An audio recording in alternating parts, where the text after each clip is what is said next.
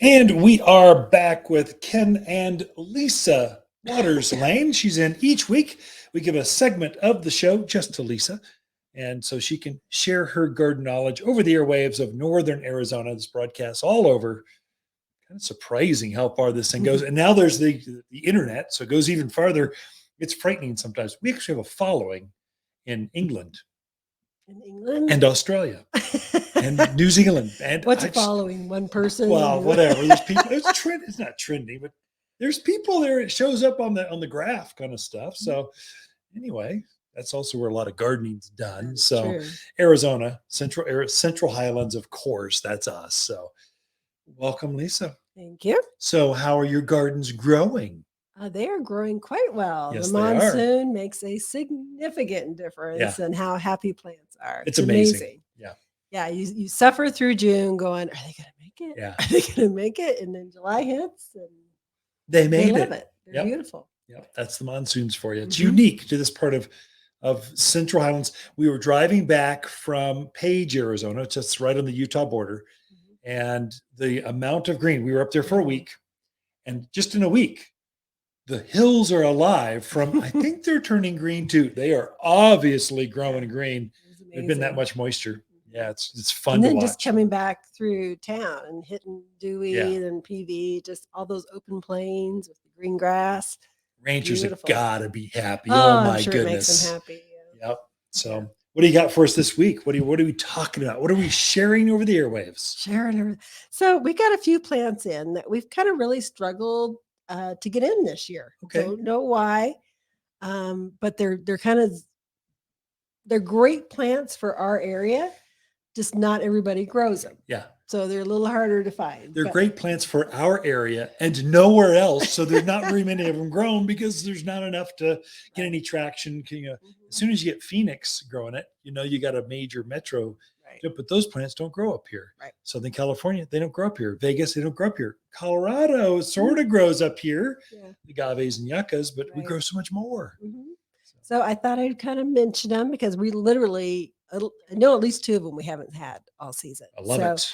The first one is the red Clusterberry Cotoneaster. Yeah, perfect. Which, it's probably one of my favorite plants. Just so easy to grow, animal resistant, beautiful dark green leaves in the growing season.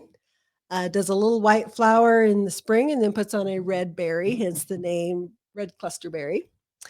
It is a wonderful screen tree. It gets about 6 by 6, maybe a little bigger in some spots. Yeah, above head high, I would say. Maybe 7, 8 foot. Depends whose head. But yeah, well, okay. There definitely over mine. But just a really great screen or a block, or if you just need some green out in the yard.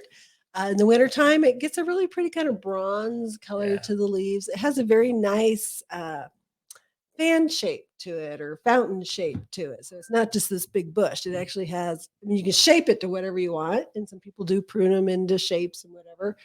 But Please I like don't do that. It's a native looking plant. I like it when they're just natural and growing. They're just so pretty. Definitely one that works so well here. Most people, if you have spots that you've struggled with or other plants that you've struggled with, you really should try the Cotoneaster parnii. If you're in the forest and you want a screening plant that's a bush, not a tree, that's your plant because the animals don't bother. Elk, we have personal experience. Deer, personal experience. Javelina, they're not going to bother. They don't like it. Cotoneaster naturally goes in the forest. There's a couple of varieties. And so they just know they smell this and go, no, I don't like that. Last time I got sick to my stomach. I'm not eating that. I don't care how pretty it is. So it's a great one. If you want just a hardier, better, sun-loving, wind-loving, tough, screening, fast-growing plant, that's your choice. It's a good choice for you. So the other one we got in is a Cotoneaster as well. It's the gray leaf Cotoneaster. Oh, that's the native one. Yeah. Which is so beautiful. It has that really gray, almost a gray fuzzy cast to it. Spreads nicely, probably like a 4x4. Yeah, easy. Really good addition, especially maybe you've wanted like a manzanita, but you've struggled with the manzanita. The Cotoneaster is much more forgiving. And easier to grow out there. Nice against a lot of green. It gives you a different color, kind of that bluish gray cast out there. It does almost a silver look to it. It's got an interesting contrast to some of the junipers and all that native-y blue that Arizona is famous for. It's silver. Right. They're pretty. But I think if you're doing natives or a xeriscape, it's a great addition into your yard. Get it up to size and then cut it off of all care and water. It's a native. It'll do that for you. So another one that's actually kind of a good replacement for manzanita, not nearly as temperamental, is the silk tassel. Oh, perfect. So silk tassel is an evergreen. I forget the height. What, about 5 by 5? Ours is, if it's been in for a while, it's maybe 5 feet tall. It Yeah. seems like it's going bigger. I think it'll go up to 6 feet Think pretty so? easy. Yeah. So it's a great native plant as well. Yeah. Kind of has that manzanita look, the leaves without the red stem, but so much easier to grow. I love And manzanita. It gets taller, thicker, I think, too. Yeah. And it does put on a bloom. That's kind of a little tassel-y. Silk tassel. Yeah. So it's a great one out in the yard. And it's not one that if you want something different, this is a great one to put in. It's not a photinia. Not everybody, not the next 10 neighbors. It's not an East Coast looking plant. Right. It's an Arizona looking plant. So when we lost Bailey, our last Scotty, we planted silk tassel over her body as a memorial because it'll live forever. Right. It's evergreen. And I watered it for a couple years, and then it hasn't been cared for since then. In fact, I just pruned it up because I wanted to go more vase shape, not just it was starting to crawl across the ground. I said, nope. You're doing what I want you to look like, not what you naturally do. Right. And I want you to grow more upright shrub look. And it's fantastic. It's done well in the monsoon. Yeah. I probably should have watered it a little bit more, but I fertilized it right before the rains, and it just is taken off. Oh, yeah. Super plant for here. Like I said, not as well known, but does great. Silk tassel. So another ones that we've gotten in, so they're not in the Cotoneaster family. Yeah, they're silk tassel. But I wanted to mention them because it's a great time to plant them now because these are a few that will turn red for you in the fall. So now is a great time to be putting those in so that you can enjoy the fall color to them. So the one actually is a Cotoneaster. I lied. You're going to Cotoneaster. Okay. It's called an Autumn Inferno. It's actually the first time we've carried that one, I believe. It is a Cotoneaster. It's about a 5 by 5, but it gets a beautiful fall color, kind of orangey, reds, yellows. It is gorgeous. Does a little kind of a clustery pink flower in the spring.